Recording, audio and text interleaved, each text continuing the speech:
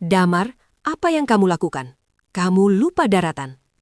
Di panggung penghargaan yang disiarkan langsung, teriakan seorang ibu mengguncang seisi aula, membuat napas tertahan di tenggorokan. Bagaimana bisa anak beasiswa kebanggaan bangsa menukar warisan keluarga demi cinta pada orang asing? Ini bukan cuma drama pribadi, ini pertaruhan harga diri bangsa di mata dunia. Jangan lewatkan kisah Damar di video ini, dan jangan lupa subscribe, like, serta tinggalkan komentar kota asalmu ya. Siapkah kamu melihat makna cinta negara yang sebenarnya, yang tak terbatas suku atau asal-usul?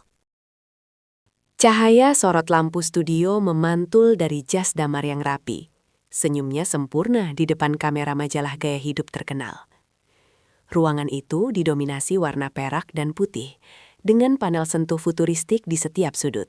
Fotografer terus memberi arahan agar Damar memutar badan sedikit, menatap tajam ke lensa. Artikel tentangnya akan mencetak rekor penjualan minggu ini. Dia adalah Damar, si jenius di balik Akar Barometer, perusahaan rintisan unicorn yang mengguncang dunia teknologi. Dulunya anak beasiswa pemerintah, kini ia telah melambung tinggi. Namanya harum di mana-mana, menjadi inspirasi anak muda Indonesia. Kehidupan glamornya selalu disorot media. Baru saja Damar menyelesaikan presentasi di hadapan para investor kakap dunia. Layar hologram interaktif menampilkan data pertumbuhan perusahaannya yang luar biasa. Angka-angka melonjak tajam, membuat investor berdecak kagum. Tepuk tangan riuh memenuhi aula mewah itu, menandakan keberhasilan besar lainnya bagi Damar. Dia memang seperti emas, berkilauan di mana-mana. Malam itu Damar menjamu ibunya, Ibu Kartika, makan malam di rumahnya. Rumah Damar berdiri megah di kawasan elit Jakarta, berarsitektur minimalis modern.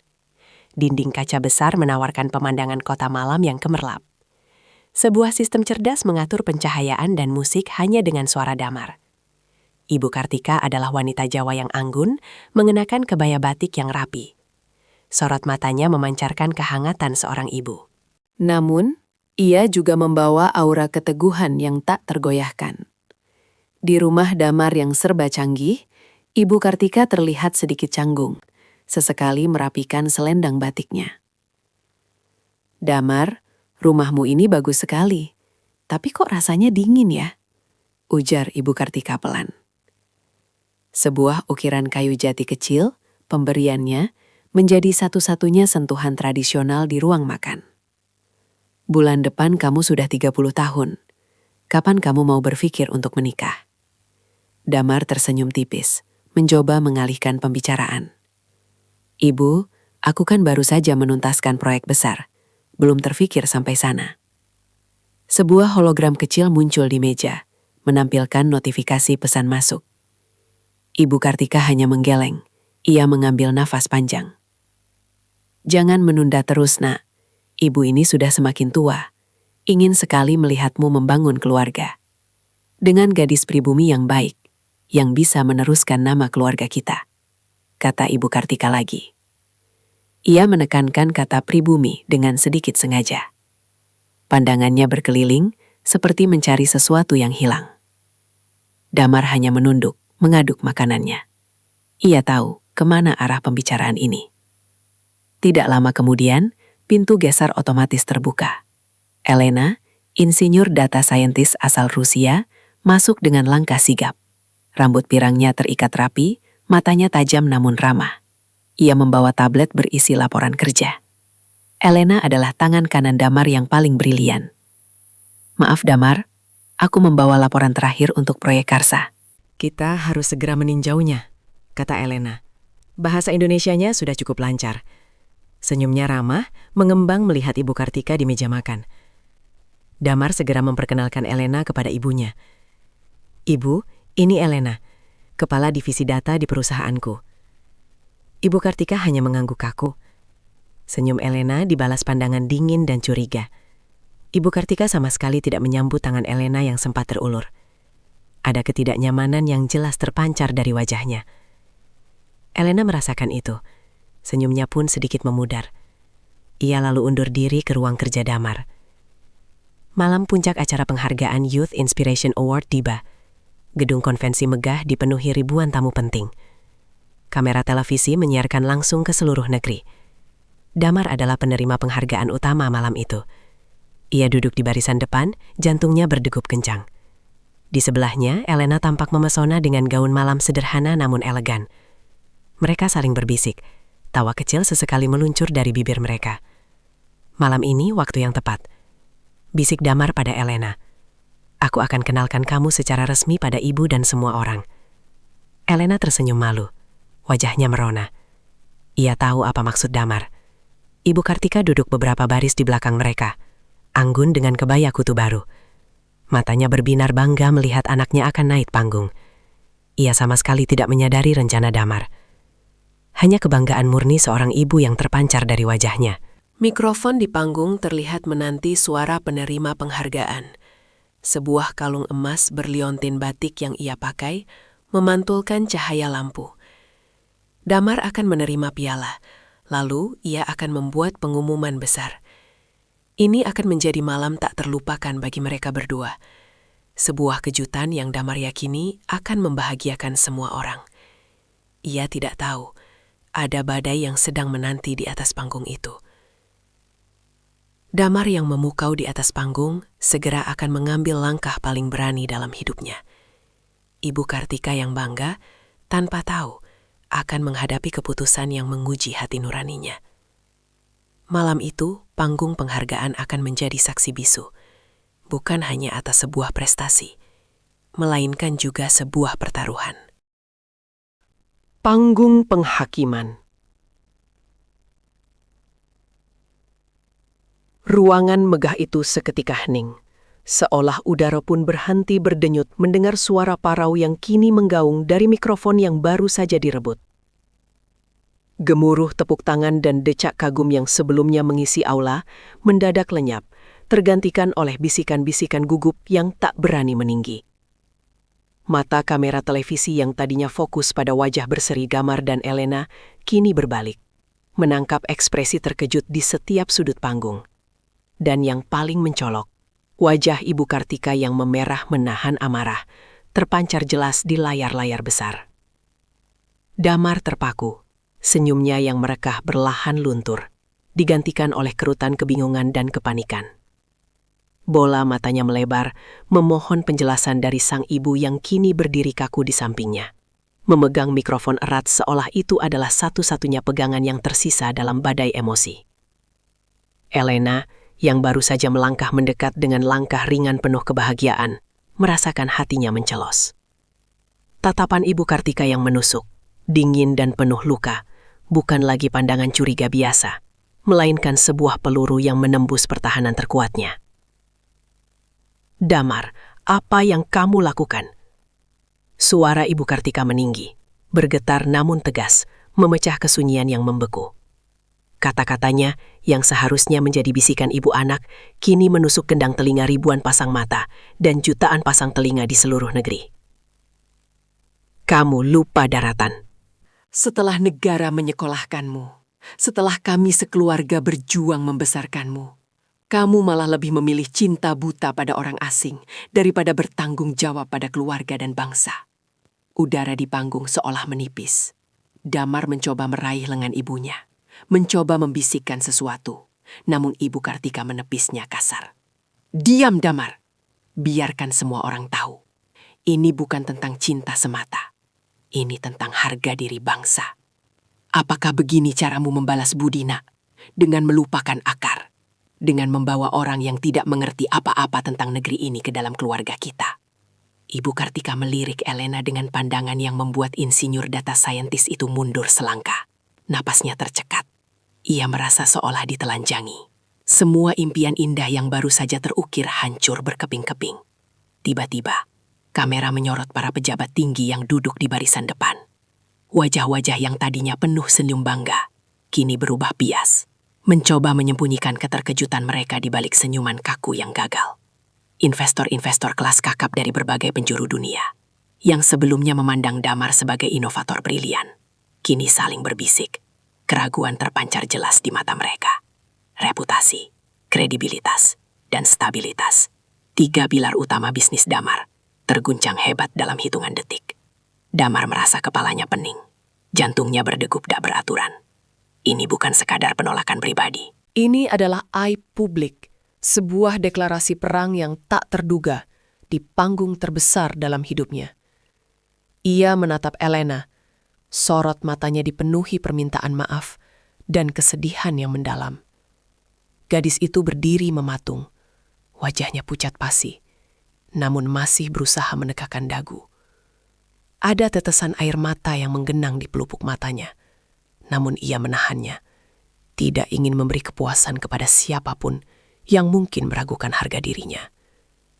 Ibu Kartika menurunkan mikrofon, menatap Damar dengan mata penuh kekecewaan. Lalu tanpa menunggu jawaban, ia berbalik, melangkah turun dari panggung, meninggalkan Damar dan Elena yang terpaku dalam sorotan lampu. Insiden panggung penghargaan nasional itu viral dalam hitungan menit. Belum sempat Damar dan timnya mencoba meredam, tagar Damar lupa akar dan Ibu Kartika pahlawan negeri langsung merajai Twitter, menyaingi berita tentang penghargaan yang baru saja diterimanya. Media sosial meledak, menjadi medan perang opini publik. Satu kubu, yang mayoritas adalah golongan nasionalis konservatif, dengan cepat mengeluh-elukan Ibu Kartika sebagai simbol perjuangan menjaga martabat bangsa, mengkritik Damar sebagai contoh intelektual yang tercabut dari akarnya dan korban globalisasi yang melupakan jati diri. Mereka menyerukan boikot produk perusahaan Damar, menuduhnya mengkhianati amanah beasiswa negara. Anak beasiswa negara kok malah milih bule, jelas-jelas lupa diri. Tulis seorang pengguna di Twitter, disukai ribuan kali. Ibu Kartika adalah representasi emak-emak yang cinta tanah air sejati. Kita butuh lebih banyak ibu seperti beliau. Timpal yang lain. Di sisi lain, kubu pembela Damar dan Elena, yang sebagian besar adalah generasi muda dan profesional yang lebih berpikiran terbuka, mengecam tindakan Ibu Kartika sebagai bentuk intoleransi dan nasionalisme sempit. Mereka membela hak Damar untuk memilih pasangan hidupnya sendiri dan menekankan bahwa cinta tidak mengenal batas negara. Ini tahun 2024, Bu. Cinta itu universal. Damar berhak bahagia, seru seorang netizen. Apa hubungannya pasangan hidup dengan kontribusi Damar untuk negara? Jangan campur aduk masalah pribadi dengan profesionalisme. Bantah yang lain. Menyertakan tangkapan layar artikel tentang inovasi teknologi Damar. Media massa tidak mau ketinggalan. Surat kabar cetak, portal berita daring, hingga acara talk show televisi pagi berlomba-lomba mengupas tuntas insiden tersebut. Judul-judul provokatif seperti Cinta Lintas Budaya di Panggung Aib Nasional atau Anak Emas Negara memilih Nona Rusia, patriotisme atau pengkhianatan, menghiasi halaman depan. Wawancara dengan pakar budaya dan pengamat sosial bermunculan. Sebagian besar mengulang argumen Ibu Kartika tentang pentingnya menjaga kemurnian budaya dan garis keturunan. Dampak dari badai media itu langsung terasa di bursa saham. Saham perusahaan Damar, Innohasinusa, yang selama ini dikenal stabil dan terus melaju, anjlok drastis dalam waktu singkat. Investor-investor yang tadi malam masih tersenyum bangga di gala, kini menelepon bertubi-tubi, mempertanyakan kredibilitas Damar sebagai pemimpin. Dewan Direksi segera mengadakan rapat darurat, menuntut penjelasan dan langkah konkret untuk meredakan gejolak. Reputasi yang dibangun bertahun-tahun dengan keringat dan inovasi, kini runtuh dalam sekejap.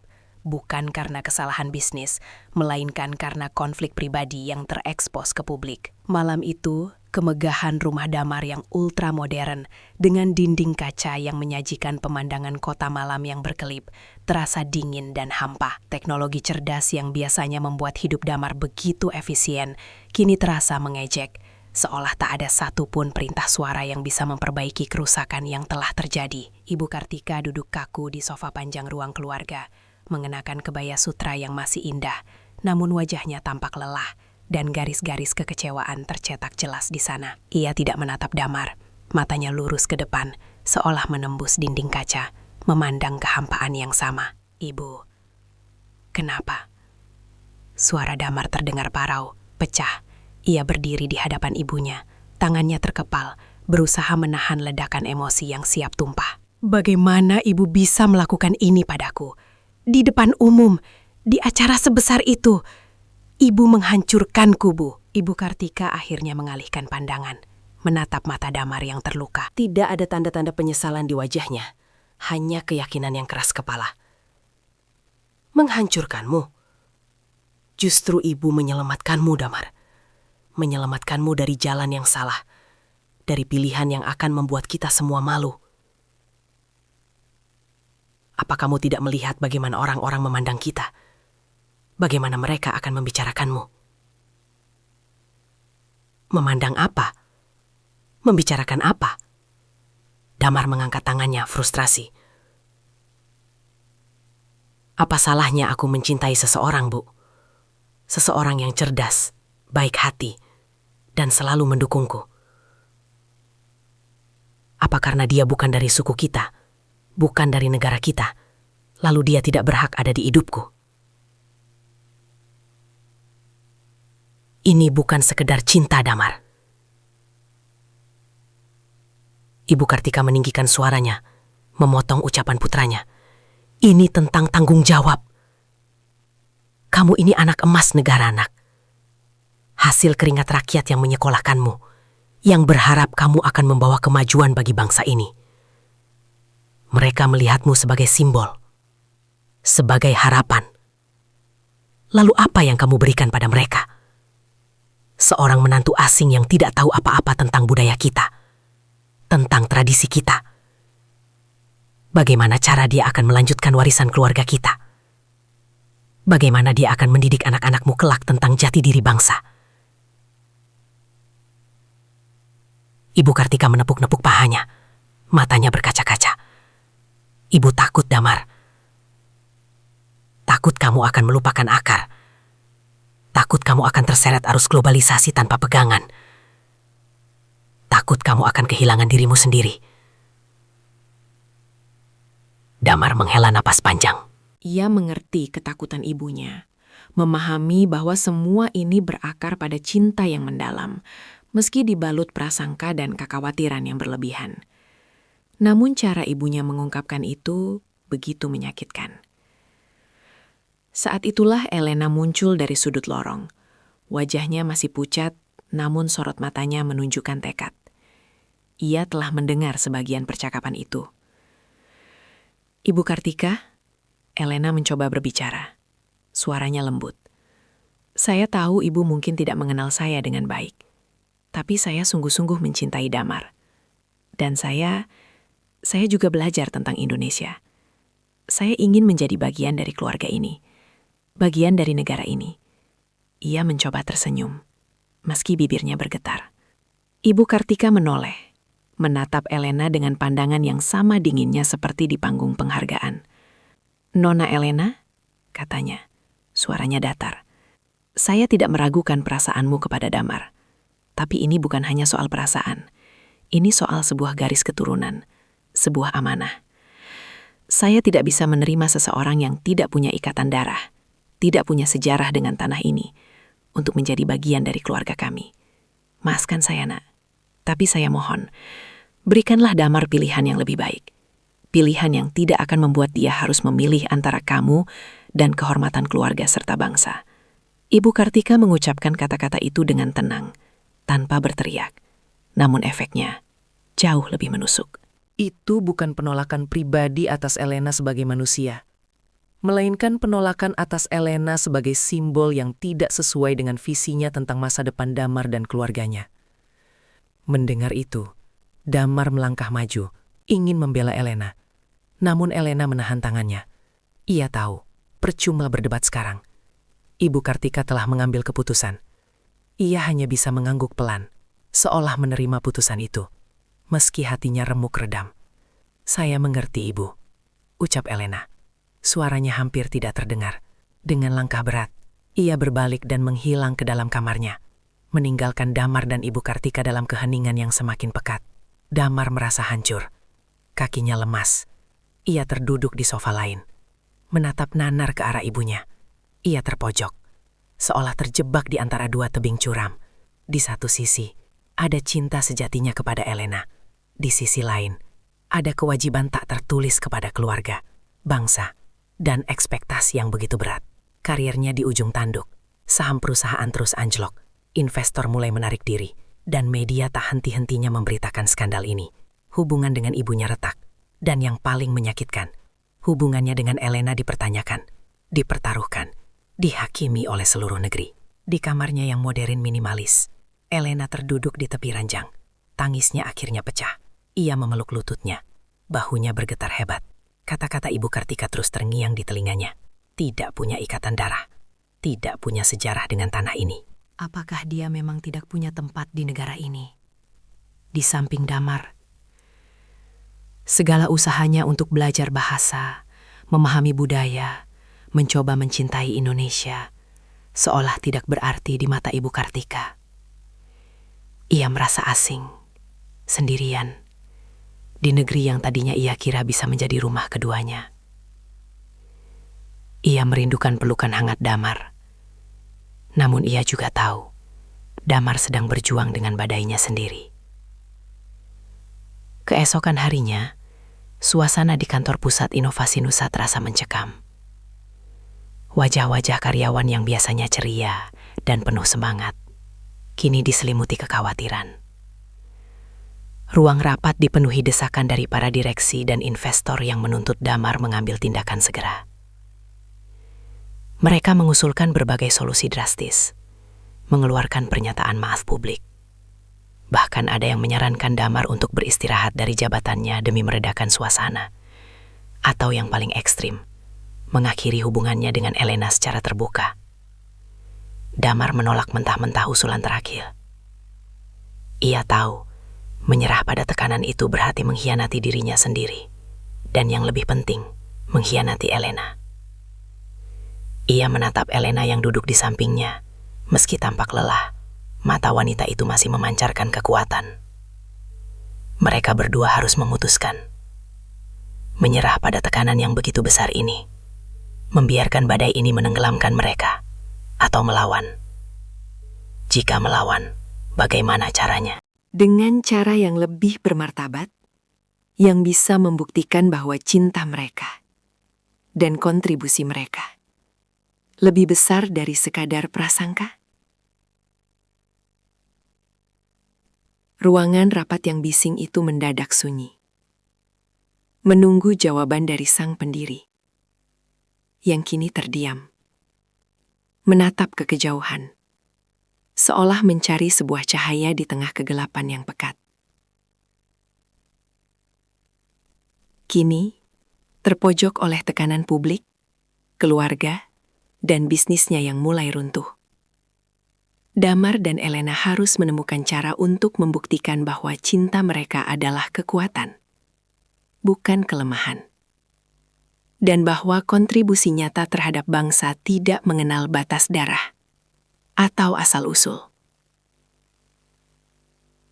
Akankah Damar menemukan cara untuk mendefinisikan ulang makna patriotisme di mata ibunya dan seluruh negeri?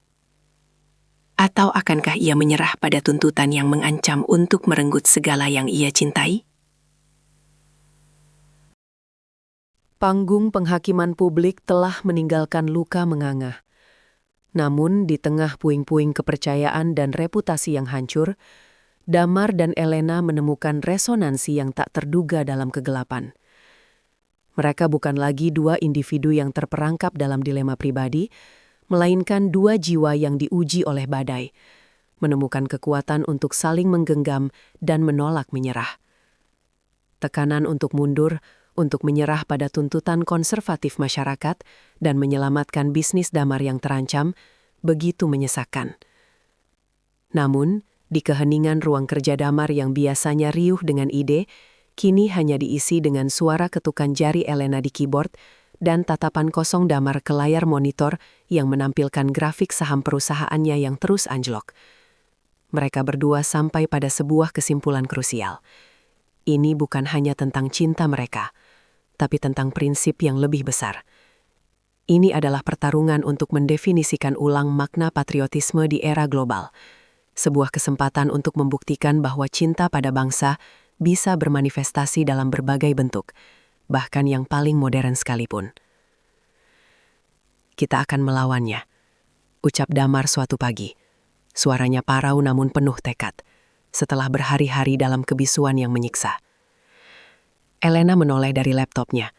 Matanya yang biasanya cerah kini tampak lelah namun memancarkan api yang sama. "Bagaimana?" tanyanya lembut. Tangannya terulur meraih tangan Damar yang dingin.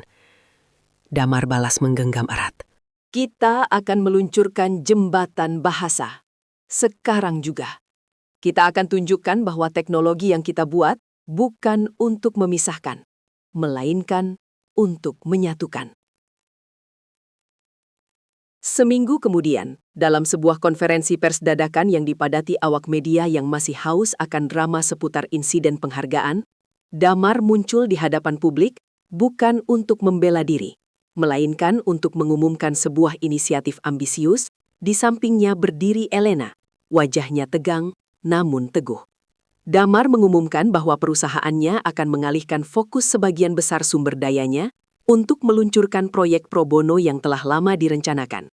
Platform edukasi digital gratis bernama Jembatan Bahasa. Melalui layar hologram transparan yang melayang di belakangnya, sebuah visualisasi intuitif dari aplikasi Jembatan Bahasa terpampang. Aplikasi itu tampak hidup, menampilkan modul interaktif tentang aksara Jawa, tarian saman dari Aceh yang diperagakan oleh avatar digital, hingga pelajaran sejarah Majapahit yang dikemas dalam bentuk narasi game. Platform ini, jelas Damar, suaranya kini kembali penuh percaya diri, menggunakan teknologi AI tercanggih kami.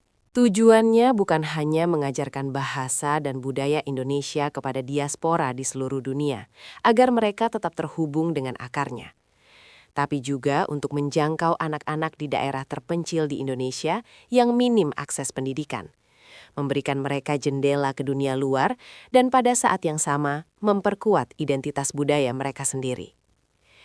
Elena kemudian maju, menjelaskan aspek teknis dan pedagogis platform tersebut dalam bahasa Inggris yang fasih, sesekali menyelipkan frasa bahasa Indonesia yang masih terbata-bata, namun tulus. Ia diumumkan sebagai pemimpin proyek, memimpin tim multinasional yang terdiri dari data scientist, linguis, desainer UI UX, dan ahli budaya dari berbagai negara. Di ruang kantor startup unicorn yang kini terasa lebih seperti medan perang, tim bekerja siang malam, mengubah kemarahan dan frustrasi menjadi energi kreatif. Elena menjadi jantung dari proyek ini. Namun, jalan menuju penebusan tidak pernah mulus. Keputusan Damar disambut dengan gelombang skeptisisme dari investor yang masih ragu, khawatir akan stabilitas perusahaan yang dipimpin oleh seorang CEO yang dianggap kontroversial. Beberapa pemegang saham utama menuntut pertemuan darurat, menyarankan agar Damar membatalkan proyek pro bono tersebut dan memecat Elena untuk meredahkan gejolak pasar. "Ini bunuh diri, Damar," teriak salah satu direktur di ruang rapat yang tegang. "Anda justru memperburuk citra perusahaan dengan membiarkan wanita itu menjadi muka proyek ini." Kritik tajam juga datang dari media nasionalis. Tajuk rencana di beberapa surat kabar mencerca Damar, menuduhnya mengubah penderitaan menjadi keuntungan dan memanfaatkan isu kebangsaan untuk membersihkan nama pribadinya. Mereka bahkan merujuk pada surat beasiswa pemerintah Damar yang usang, seolah-olah Damar telah melupakan hutangnya pada negara, dan kini malah bersekutu dengan orang asing untuk motif tersembunyi.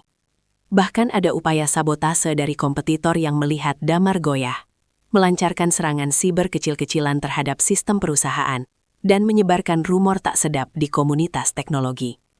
Di tengah hiruk-pikuk ini, Ibu Kartika tetap dingin. Di rumahnya yang hangat dengan ornamen Jawa klasik, berita tentang proyek jembatan bahasa hanya melewati telinganya tanpa bekas. Ia menolak menonton siaran berita yang menampilkan Damar dan Elena, bahkan mengabaikan panggilan telepon dari Damar yang mencoba menjelaskan proyek tersebut. Bagi Ibu Kartika, ini hanyalah dalih lain, cara Damar lari dari tanggung jawab dan memperkuat pilihannya yang salah. Pandangannya yang keras seolah-olah menjadi tembok tak terlihat, memisahkan Damar dan Elena dari restu yang mereka dambakan. Elena di sisi lain bekerja tanpa lelah.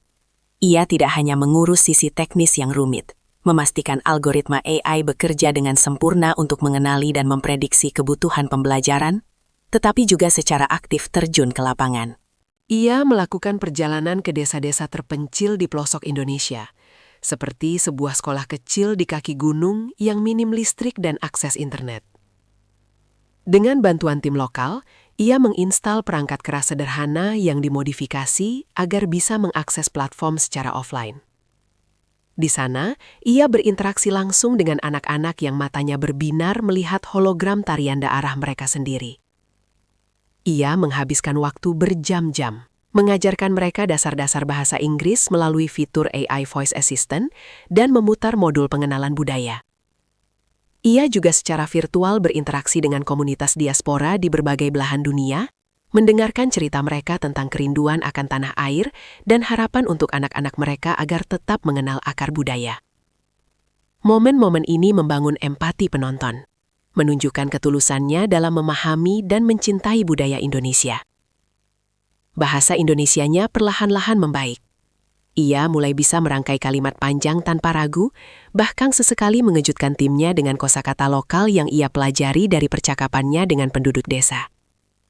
Di waktu luangnya, di apartemennya yang minimalis, ia sering terlihat menggambar ilustrasi sederhana untuk buku bahasa Indonesia bergambar yang ia buat sendiri sebagai alat bantu mengajar tambahan bagi anak-anak di pelosok. Menunjukkan dedikasinya yang melampaui tuntutan pekerjaan. Ia melihat proyek ini sebagai jembatan, bukan hanya bagi orang lain, tetapi juga bagi dirinya sendiri, untuk menemukan tempatnya di hati bangsa ini. Pada sebuah malam yang larut, setelah berhari-hari kerja tanpa henti, dan hampir 1 bulan sejak peluncuran platform tersebut, Elena duduk di mejanya, memandangi laporan analytics yang menunjukkan peningkatan drastis jumlah pengguna aktif. Sebuah senyum tipis akhirnya merekah di wajahnya yang lelah. Angka-angka ini adalah bukti nyata. Namun, tiba-tiba, sebuah email anonim masuk ke kotak masuknya. Hanya berisi 1 kalimat singkat dalam bahasa Indonesia yang lugas. Semua ini akan sia-sia, Elena. Anda tidak akan pernah benar-benar menjadi bagian dari kami. Damar dan Elena telah memutuskan untuk tidak menyerah. Mengubah luka publik menjadi tekad untuk menciptakan jembatan bahasa. Sebuah platform edukasi digital yang menjembatani budaya dan generasi. Namun, proyek tersebut menghadapi rintangan berat dari investor skeptis, media nasionalis yang mencerca, sabotase kompetitor, dan penolakan dingin Ibunda Damar, yang semuanya berusaha menggagalkan niat tulus mereka. Di saat Elena mulai melihat dampak positif dari kerja kerasnya, sebuah pesan anonim tiba, mengancam untuk menghancurkan semua usahanya, dan mempertanyakan keberadaannya di negeri ini. Di tengah riuhnya tudingan dan keraguan yang masih membayangi, di balik layar kaca dan liputan media yang sinis, tunas-tunas kecil dari proyek jembatan bahasa mulai merekah. Bukan dengan gegap gempita rilis pers atau kampanye iklan berbiaya fantastis, melainkan melalui bisikan dari mulut ke mulut. Dari satu tangisan haru seorang ibu, hingga senyum bangga seorang anak. Platform yang digagas Damar dan Elena itu, perlahan namun pasti, mulai membuktikan diri. Kisah pertama yang mencuat ke permukaan adalah dari sebuah desa di pelosok Kalimantan. Di sana, seorang gadis kecil bernama Sari, yang selama ini hanya bisa melihat gemerlap dunia melalui layar televisi hitam putih yang sering mati, kini bisa berbicara dalam bahasa Inggris dengan aksen yang cukup fasih. Ia menjadi bintang kecil di sekolahnya, mampu berkomunikasi dengan relawan asing yang sesekali datang membawa bantuan. Video Sari yang tengah memperkenalkan tarian Dayak dalam bahasa Inggris sambil menunjukkan gerakan-gerakan lincah yang ia pelajari dari modul daring jembatan bahasa menjadi viral di platform berbagi video. Bukan hanya karena kepintarannya, tetapi juga karena ekspresi kebahagiaan dan kebanggaan yang terpancar dari wajahnya. Elena, yang sempat mengunjungi desa itu dan melihat sendiri bagaimana Sari dan teman-temannya begitu antusias belajar, merasa bahwa setiap tetes keringatnya terbayar lulas. Ia bahkan membuat sebuah buku sederhana bergambar, khusus untuk Sari dan anak-anak di desa itu. Berisi cerita rakyat Indonesia yang ia tulis dalam 2 bahasa, Inggris dan Indonesia, memperkaya konten platform. Buku fisik itu kini menjadi harta karun Sari, penuh coretan dan catatan kecil di setiap halamannya. Tak lama setelah itu, kisah dari diaspora Indonesia di Belanda juga menyentuh hati.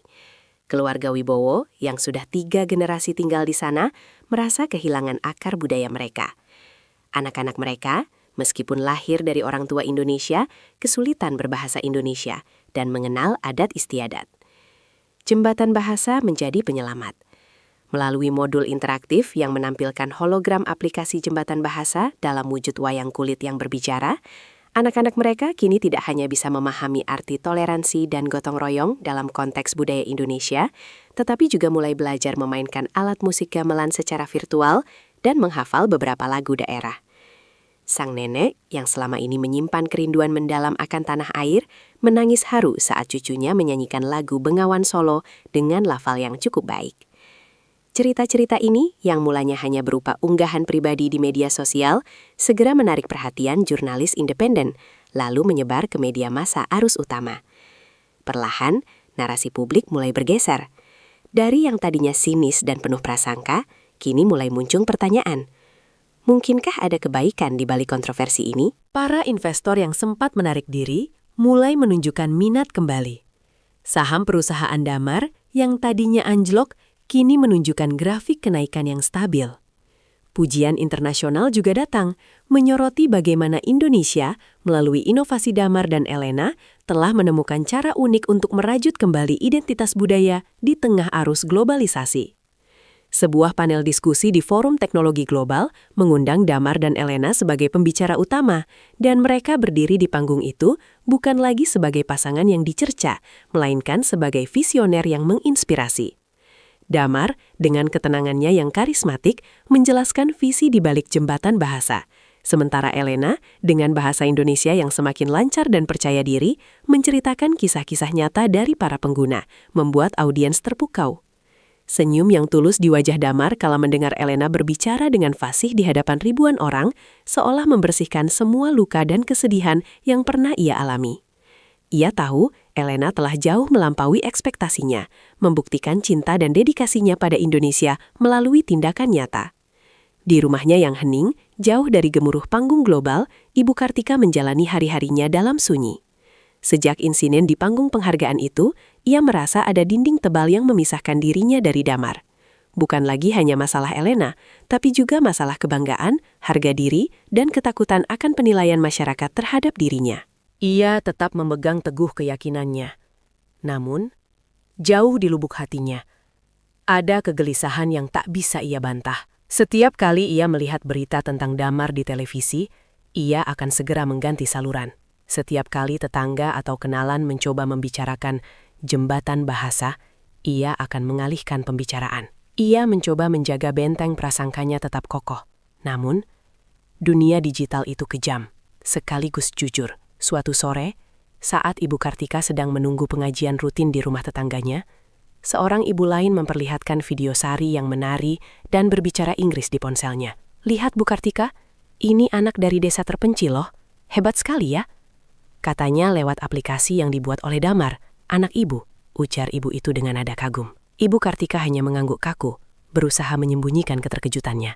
Namun, video itu terlanjur tertanam dalam benaknya. Malamnya, ia membuka iPad miliknya, hadiah dari Damar bertahun-tahun lalu yang jarang ia gunakan, dan diam-diam mencari tahu tentang jembatan bahasa. Ia melihat video Sari, kemudian ia melihat video keluarga Wibowo. Ia melihat antusiasme anak-anak, tangisan haru para orang tua, dan penjelasan Elena yang fasih. Ada sesuatu yang berdenyut di hati Ibu Kartika, bukan hanya bangga sebagai seorang ibu, tetapi juga rasa malu yang menyelinap. Ia ingat bagaimana ia merobek surat beasiswa Damar dulu, betapa kerasnya ia menuntut Damar agar kembali ke akar. Kini, akar itu justru diperkuat oleh teknologi yang dibuat Damar dan dipimpin oleh Elena, wanita yang ia tolak di depan umum.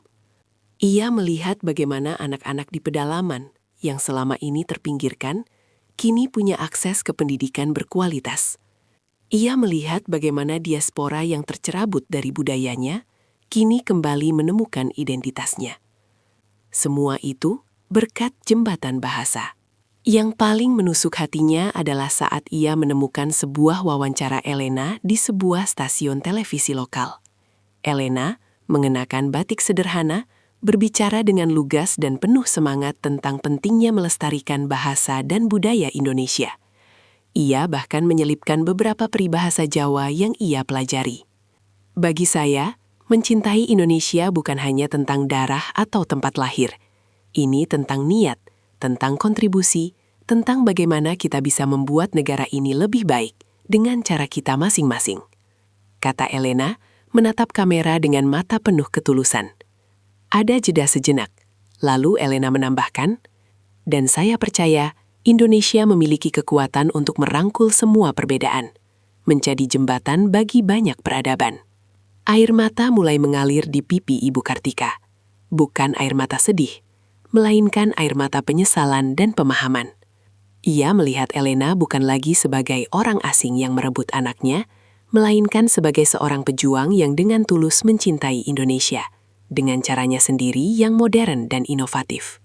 Ia menyadari prasangka dan ketakutan telah membutakannya. Damar tidak melupakan akarnya. Ia justru menumbuhkan akar baru yang lebih kuat, menjangkau lebih jauh, dan merangkul lebih banyak orang. Malam itu, Ibu Kartika mengirim pesan singkat kepada Damar. Sesuatu yang sudah lama tidak ia lakukan. Damar, bisakah kamu mengajak Elena ke rumah besok? Damar, yang sedang dalam rapat virtual bersama investor, hampir saja menjatuhkan ponselnya. Ia membaca ulang pesan itu beberapa kali, memastikan ia tidak salah lihat. Sebuah senyum perlahan merekah di wajahnya. Senyum yang telah lama hilang. Ada harapan di sana. Harapan yang selama ini ia pendam. Keesokan harinya, suasana di rumah Ibu Kartika terasa berbeda. Tidak ada ketegangan yang membeku seperti kunjungan-kunjungan sebelumnya. Elena datang mengenakan kebaya modern yang ia beli khusus untuk kesempatan ini. Rambutnya disanggul rapi. Damar menggenggam tangannya erat, memberikan kekuatan. Ibu Kartika menyambut mereka dengan senyum tipis, mengarahkan mereka untuk duduk di ruang keluarga yang kini terasa lebih hangat, dengan hiasan-hiasan Jawa klasik yang Damar dulu sempat anggap terlalu kuno, kini terasa begitu menenangkan. "Minum teh dulu, Nak Elena," kata Ibu Kartika, menawarkan secangkir teh melati hangat.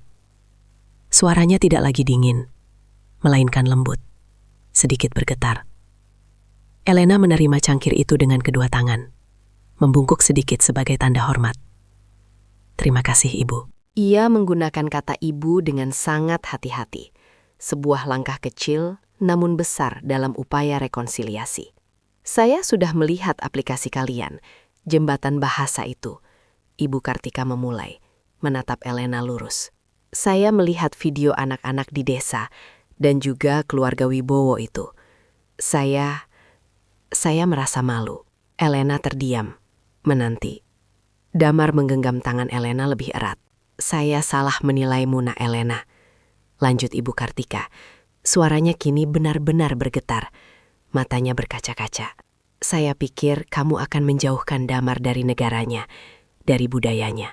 Tapi kamu justru membantu Damar mendekatkan kembali banyak orang pada akar mereka. Kamu membuat Indonesia dikenal, bahkan dicintai, dengan cara yang baru." Ia menarik napas dalam, mencoba menahan emosinya. "Kamu benar-benar mencintai Indonesia dengan caramu sendiri. Dan itu jauh lebih dari apa yang saya tuntut dari Damar selama ini." Elena tidak bisa berkata-kata. Air mata mulai membasahi pipinya. Ia tidak menyangka akan mendengar pengakuan tulus seperti ini dari Ibu Kartika. Ia hanya bisa mengangguk. Isakannya tertahan. "Saya tidak meminta maaf secara dramatis, Nak. Itu bukan gaya saya," Ibu Kartika melanjutkan. Seulas senyum kecil muncul. "Tapi saya ingin kamu tahu, saya bangga padamu. Bangga pada kalian berdua." Kemudian, Ibu Kartika bangkit. Ia mengambil sebuah kotak kayu berukir dari lemari tua di sudut ruangan. Dibukanya kotak itu perlahan, memperlihatkan sebuah kalung emas berliontin batik motif parang rusak, sebuah warisan keluarga yang turun-temurun. Kalung yang sama yang selalu ia ingin berikan kepada menantu pribuminya. "Kalung ini sudah ada di keluarga kami selama 5 generasi," kata Ibu Kartika. Suaranya kembali stabil, penuh kehangatan. Ini bukan hanya perhiasan. Ini adalah simbol dari akar, dari identitas, dari kekuatan yang kita miliki dari leluhur kita. Dulu, saya ingin memberikannya kepada menantu yang bisa melanjutkan darah keluarga kami. Tapi sekarang, saya mengerti. Yang terpenting bukan lagi darah, tapi hati. Hati yang tulus mencintai. Ibu Kartika mendekati Elena, mengambil kalung itu, dan dengan lembut memasangkannya di leher Elena. Sentuhan jari-jari Ibu Kartika di kulit leher Elena terasa hangat, menghapus semua dinginnya masa lalu. Nak Elena, kamu telah membuktikan bahwa akarmu bisa tumbuh di mana saja. Bahkan di tanah yang berbeda, asalkan hatimu tulus. Kamu adalah akar baru bagi keluarga kami. Bagi Indonesia. Bisik Ibu Kartika, memeluk Elena dengan erat. Pelukan tulus pertama yang pernah mereka bagi. Air mata Elena tumpah ruah di bahu Ibu Kartika. Damar berdiri di samping mereka, menyaksikan momen itu dengan mata berkaca-kaca.